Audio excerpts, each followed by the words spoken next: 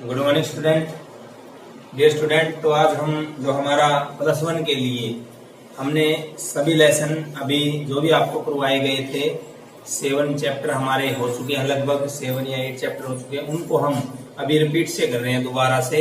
कुछ बच्चे अभी नए जुड़े थे, अभी तक ऐप नहीं डाउनलोड की थी कुछ बच्चों ने, तो इसके लिए सिलेबस हम दोबारा रिपीट करने जा रहे हैं। कल हमने लास्ट टॉपिक में प्राचीन ओलंपिक गेम्स के बारे में बताया गया था कि प्राचीन ओलंपिक गेम क्या होता है।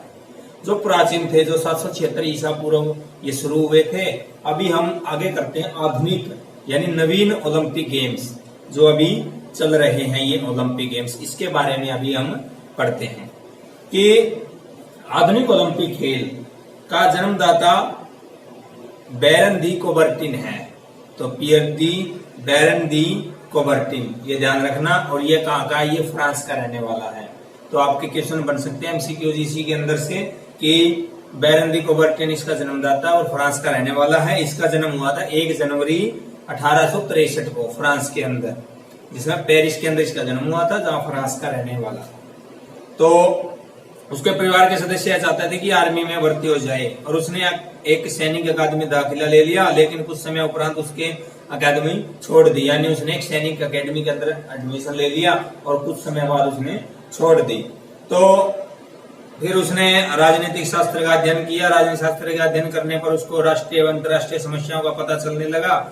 उसने सोचा कि राष्ट्रीय एवं अंतर्राष्ट्रीय समस्याओं को ओलंपिक खेलों के माध्यम से भलीभांति व सरलता पूर्वक सुलझाया जा सकता है। यानी जो भी अंतर्राष्ट्रीय समस्याएं थी, इसको क्या है, एक समिति कमेटीज बनाकर इन समस्याओं को दूर किया जा सकता है। यह हमारे जो बैरन दी कोबर्टिन थे, ओलंपिक गेम्स के जन्मदाता थे, उसने किया। और जो प्राचीन ओलंपिक गेम्स थे उसके जन्मदाता थे यूनानवासी। तो ये ध्यान रखना, 2 गेम्स थे, प्राचीन ओलंपिक है और आधुनिक ओलंपिक गेम्स। ये दोनों आपके क्वेश्चन वेरी इंपॉर्टेंट है। आपको क्वेश्चन ये उसके अंदर सिलेबस के अंदर आ सकते हैं, जो भी आपके एग्जाम वगैरह होंगे। उसके बाद में इसने एक जो ओलंपिक है गठन है इसका, ओलंपिक शुरू करने से पहले इसने एक कमेटी बनाई गई। 1893 में इसने कुछ देशों की कमेटी बुलाई गई, जिसमें कुछ देशों ने भाग लिया, जिसमें से थे कि यूनान, स्पेन, इटली और स्वीडन। यही आए थे, ये इसके पक्ष में थे। और बाकी देशों ने इन खेलों को शुरू करने के लिए पक्ष में नहीं थे कि ओलंपिक गेम्स को शुरू नहीं करवाना। उसके बाद में 16 जून 1894 में पेरिस के अंदर 13 देशों ने भाग लिया, जिसमें 75 प्रतिनिधियों ने भाग लिया। यानी 75 प्रतिनिधि आए थे कि ओलंपिक गेम्स शुरू होने चाहिए या इनका उद्घाटन किस प्रकार होना चाहिए। उसके बाद में एक निर्णय लिया गया, उसकी बैठक की अध्यक्षता हमारे कोबर्टिन जी ने की थी। और इसमें निर्णय लिया गया कि खेल प्रतियोगिताएं ग्रीक ओलंपिक खेलों की तरह ही प्रत्येक 4 वर्ष तक होनी चाहिए और इसके अंदर सभी देश पार्टिसिपेट करेंगे। और उस कमेटी के अंदर निर्णय लिया गया कि ओलंपिक गेम्स की शुरुआत की जाए और उसके लिए हर 4 साल बाद ओलंपिक गेम्स शुरू होने चाहिए। उसके बाद में 1896 में एथेंस में खेलों में केवल 9 देशों ने भाग लिया। यानी जो पहले ओलंपिक गेम हुए थे 6 अप्रैल 1896 ईस्वी में एथेंस के अंदर प्रथम ओलंपिक आधुनिक गेम हुए थे, उसके अंदर सिर्फ 9 देशों ने भाग लिया था। धीरे धीरे देश बढ़ते गए और रुझान बढ़ता गया ओलंपिक के अंदर और ज्यादा से ज्यादा पार्टिसिपेट करते रहे। 1972 के अंदर जो म्यूखिन के अंदर पश्चिमी जर्मनी ओलंपिक खेलों में 122 देशों ने भाग लिया था। तो 2-3 बार ये विश्व युद्ध के कारण बंद होकर दिए गए थे। उसके बाद में 1896 से लेकर अब तक लगभग 32 ओलंपिक्स हो चुके हैं। इसमें से 3 ओलंपिक अभी तक नहीं हो चुके हैं, जैसे 1916 में, 40 में और 44 में, जो द्वितीय विश्व युद्ध के कारण ओलंपिक गेम्स रद्द कर दिए गए थे। अभी आधुनिक ओलंपिक गेम्स जो 2020 के अंदर टोक्यो में होने थे, वो जो हमारी कोरोना महामारी है इसके दौरान स्थगित कर दिए गए हैं। जो हमारी एक महामारी चली हुई है पूरे विश्व के अंदर, कोरोना कोविड-19 के नाम से आपको भी विख्यात होगा, जाना गया है। और इसके भी क्वेश्चन आ सकते हैं आपके एमसीक्यूज या जो एनुअल एग्जाम होंगे उसके अंदर, कि इसके अंदर जो 2020 के ओलंपिक अभी रद्द हुए हैं, ये अभी 2021 के अंदर होने निश्चित हुए हैं। अभी तक इसकी कंफर्म नहीं है पक्का कि होंगे या नहीं। कि उसके बाद में जो ओलंपिक है, ओलंपिक यह जीवन गाथा थी कि कब शुरू हुए थे। और 2016 में ही हमारे रियो जो ब्राजील शहर था उसके अंदर हुए थे। 2020 में टोक्यो में होने थे, और जो 2024 के आगे संयुक्त अभी अमीरात में होने, जो अभी आगे पहले ये होंगे 2020 वाले, फिर आगे होंगे। उसके बाद में ओलंपिक आदर्श है, कुछ ओलंपिक मोटो है इसके, कि ओलंपिक ध्वज, एक ओलंपिक ध्वज होता है कि ओलंपिक ध्वज 1913 में ओलंपिक झंडे का निर्माण किया गया कोबर्टिन ने। 1914 में पेरिस में इसका उसको उद्घाटन किया गया, और प्रथम बार 1920 में एंटवर्प ओलंपिक खेलों के अंदर ओलंपिक ध्वज को फहराया गया। यानी ओलंपिक ध्वज कब निर्माण किया गया? 1913 में, और इसका उद्घाटन किया गया 1914 में, और इसको फहराया गया प्रथम बार 1920 में एंटवर्प ओलंपिक के अंदर। इसके अंदर 5 छल्ले होते हैं, आपको दिखा देता हूं ओलंपिक ध्वज। ये हमारा ओलंपिक ध्वज, 5 छल्ले होते हैं इसके अंदर, अलग अलग रंग के हैं। 5 इसके देश प्रतिनिधित्व करते हैं, अमेरिका, यूरोप, ऑस्ट्रेलिया, एशिया और अफ्रीका। ये 5 हैं, पांचों के 5 ये 5 छल्ले हैं, इनका आपस में एक दूसरे को जोड़े हुए रखते हैं।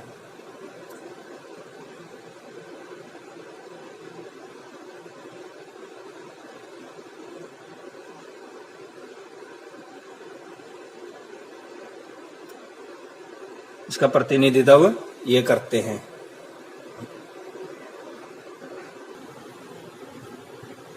हमारे 5 छल्ले थे जो ओलंपिक के अंदर, ये जैसे पीला, हरा, लाल, नीला और काला जो रंग है इनको दर्शाता है, और ये आपस में एक दूसरे को जोड़े हुए रखते हैं, एक दूसरे को आपस में बांधे हुए रखते हैं ताकि इनके साथ में मित्रता हो सके। उसके बाद में ओलंपिक ज्योति आती है, जो ओलंपिक मशाल बोला जाता है।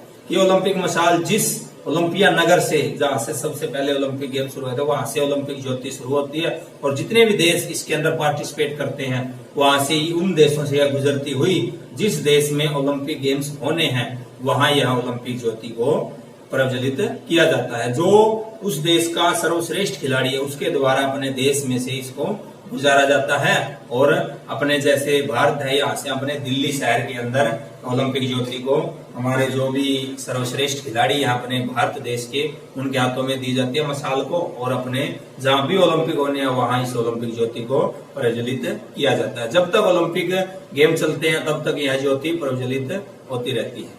उसके बाद में इसका आता है कि ओलंपिक पुरस्कार क्या क्या होते हैं। जो पहले प्राचीन ओलंपिक थे उसके अंदर पशु और अनाज दिए जाते थे उपहार में, और जैतून के पत्तों की माला दी जाती थी। और जो अब का आधुनिक ओलंपिक गेम्स है इसके अंदर जो प्रथम को गोल्ड मेडल, द्वितीय को ब्रॉन्ज मेडल और कांस्य पदक दिया जाता है। यानी सिल्वर मेडल द्वितीय को और ब्रॉन्ज मेडल तृतीय को दिया जाता है। सोने के तमगे और प्रमाण पत्र दिया जाता है, और सर्टिफिकेट दिया जाता है, और उन्हें सम्मानित चित्र दिए जाते हैं।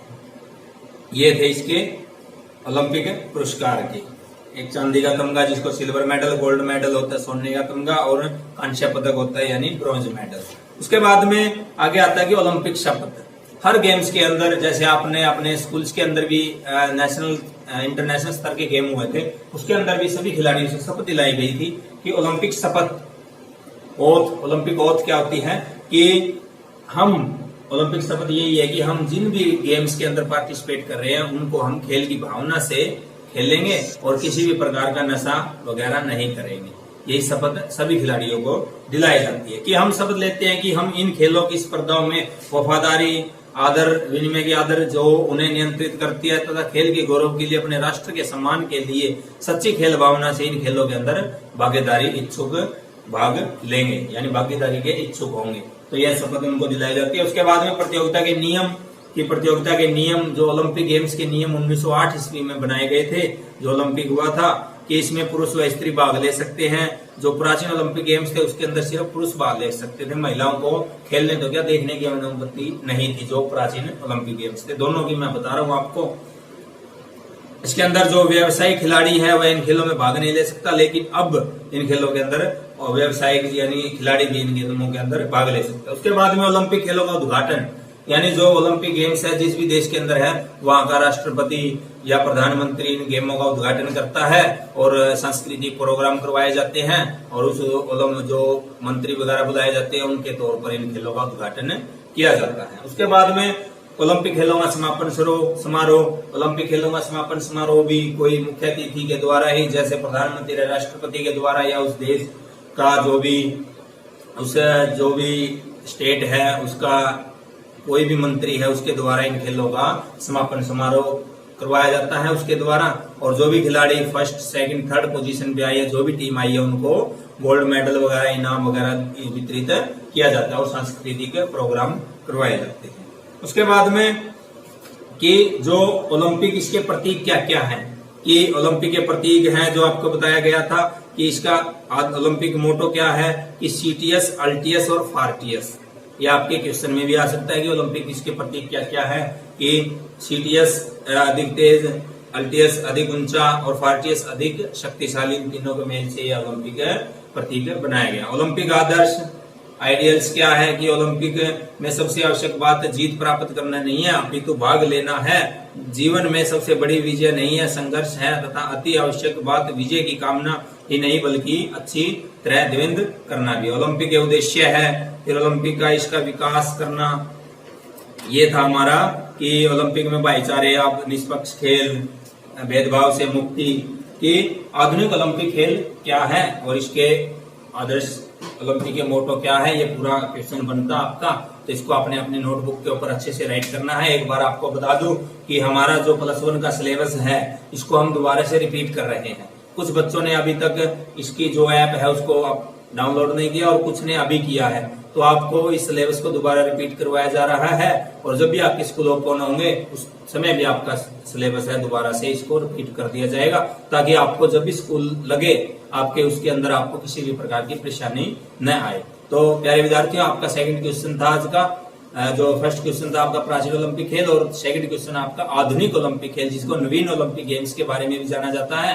तो इसको आपने अपने नोटबुक के ऊपर राइट करना है और लर्न करना है। किसी भी प्रकार की प्रॉब्लम आए आप बेझिझक होकर आप कॉन्टैक्ट के माध्यम से या ऑनलाइन वीडियो के माध्यम से आप संपर्क कर सकते हैं। धन्यवाद।